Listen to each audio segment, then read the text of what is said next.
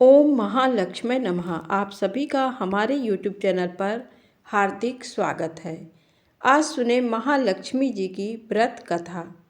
अगहन बृहस्पति व्रत कथा या श्री महालक्ष्मी जी की व्रत कथा के श्रवण और पठन करने से दुख दरिद्रता दूर हो जाता है।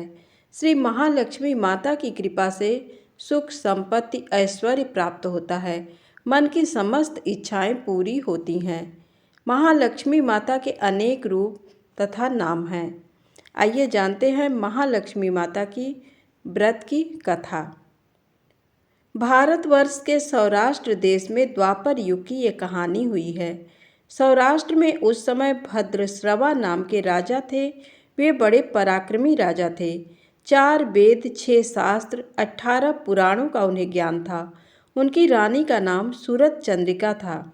रानी दिखने में सुंदर और सुलक्षणा थी तथा पतिव्रता थी। उन दोनों को 7 पुत्र तथा उसके बाद एक कन्या का वरदान मिला था। कन्या का नाम सांबाला था। एक बार महालक्ष्मी जी के मन में आया कि जाकर उस राजा के राजप्रसाद में रहें। इससे राजा को दुगनी धन दौलत की प्राप्ति होगी और वह इस धन दौलत से अपनी प्रजा को और सुख दे पाएगा। गरीब के घर अगर रहे और उसे धन दौलत प्राप्त हो तो वह स्वार्थी की तरह केवल अपने ऊपर ही खर्च करेगा। ये सोचकर श्री महालक्ष्मी जी ने बूढ़ी ब्राह्मण स्त्री का रूप धारण किया। हाथ में लाठी लिए लाठी के सहारे रानी के द्वार तक पहुंची। यद्यपि उन्होंने बूढ़ी औरत का रूप धारण किया था, पर उनके चेहरे पर देवी का तेज था। उन्हें देखते ही एक दासी सामने आई। उसने इनका नाम, धाम, काम, धर्म पूछ डाला। वृद्ध ब्राह्मणी का रूप धारित माता लक्ष्मी ने कहा, बालिके, मेरा नाम कमला है। मेरे पति का नाम भुवनेश है। हम द्वारिका में रहते हैं। तुम्हारी रानी पिछले जन्म में एक वैश्य की पत्नी थी। वह वैश्य गरीब था। दरिद्रता के कारण हर रोज घर में झगड़े होते थे तथा उसका पति रोज उसे मारता था। इन बातों से तंग आकर वह घर छोड़कर चली गई तथा जंगल में खाली पेट भटकने लगी। उसकी इस दुर्दशा पर मुझे दया आई। तब मैंने उसे सुख संपत्ति देने वाली श्री महालक्ष्मी की कथा सुनाई। मेरे कहने पर उसने श्री महालक्ष्मी का व्रत किया। श्री महालक्ष्मी प्रसन्न हुई। उसकी गरीबी दूर हुई। उसका घर संसार दौलत संतति संपत्ति से भर गया। बाद में पति पत्नी दोनों परलोक सिधारे। लक्ष्मी व्रत करने के कारण वे लक्ष्मी लोक में रहे। उन्होंने जितने साल महालक्ष्मी का व्रत किया उतने हजारों साल उन्हें सुख भोग मिला। इस जन्म में उसका जन्म राजघराने में हुआ है, परंतु वह श्री महालक्ष्मी का व्रत करना भूल गई है। उसे ये याद दिलाने मैं यहाँ आई हूँ। बुढ़िया की बातें सुनकर दासी ने उन्हें प्रणाम किया तथा श्री महालक्ष्मी का व्रत किस तरह किया जाए इस बारे में पूछा। बुढ़िया रूप धारण किए हुए माता महालक्ष्मी ने दासी को पूजा की विधि तथा महिमा बताई। इसके बाद वह दासी माता को प्रणाम कर रानी को बताने अंदर चली गई। राज वैभव में रहते हुए रानी को अपने ऐश्वर्य का बहुत घमंड हुआ था। संपत्ति तथा अधिकार की वजह से वह उन्मत्त हो गई थी। दासी द्वारा बताई गई बुढ़िया की बातें सुनकर वह आग बबूला होकर राजद्वार पर आकर बुढ़िया रूपी श्री महालक्ष्मी जी पर बरस पड़ी। उसे ये मालूम नहीं था कि श्री महालक्ष्मी माता बुढ़िया का रूप धारण किए द्वार तक आई हैं।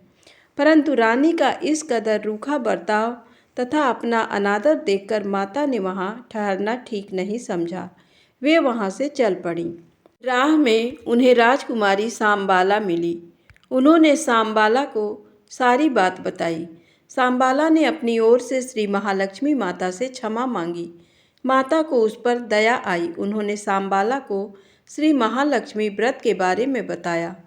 उस दिन अगहन माह का गुरुवार का दिन था। सांबाला ने परम श्रद्धा से श्री महालक्ष्मी का व्रत रखा।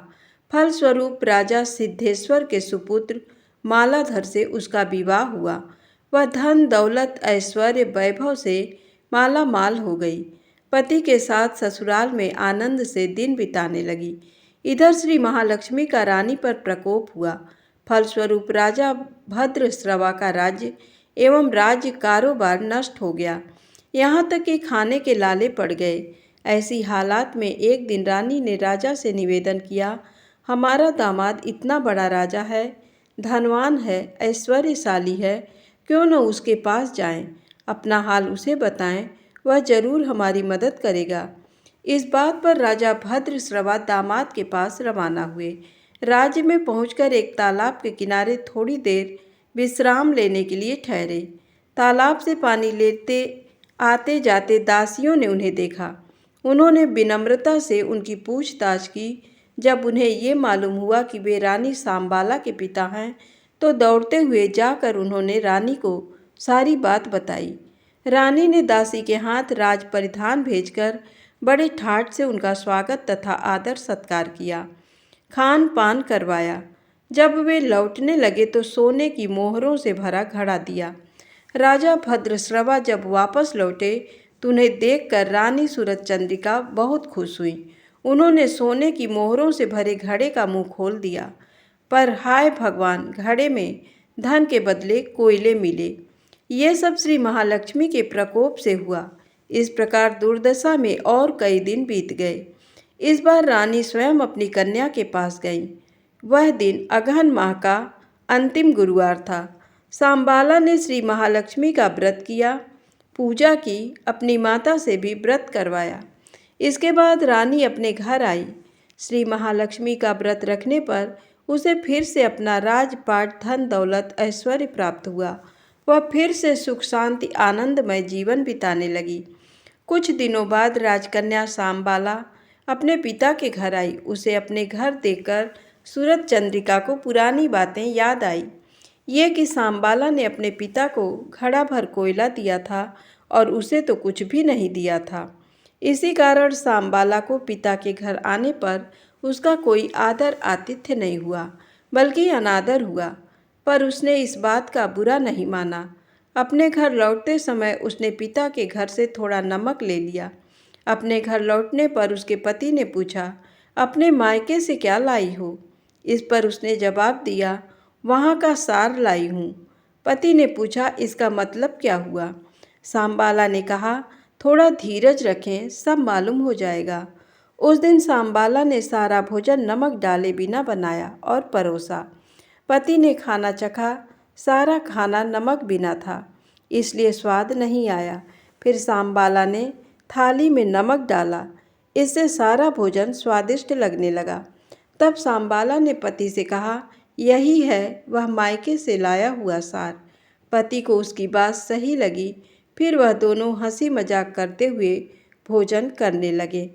कहा गया है कि इस तरह जो कोई श्रद्धा भाव से श्री महालक्ष्मी जी की पूजा करे, उसे माता की कृपा प्राप्त होती है, सुख संपत्ति शांति प्राप्त होती है, सभी मनोकामनाएं पूरी होती हैं।